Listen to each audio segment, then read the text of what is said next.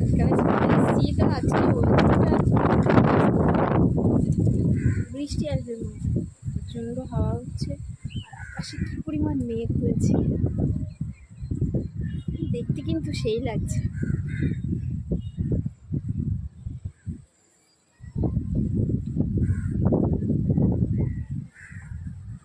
কয়েকদিন ধরেই দেখছি বৈশাখ মাসে কালবৈশাখী দেখি, আগের বছর এতটা দেখিনি।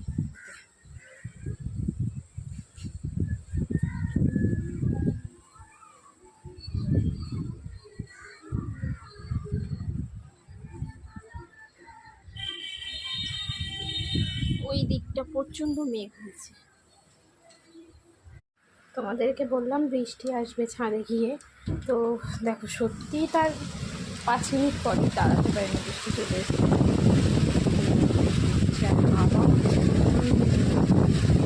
প্রচণ্ড ঝড় হচ্ছে।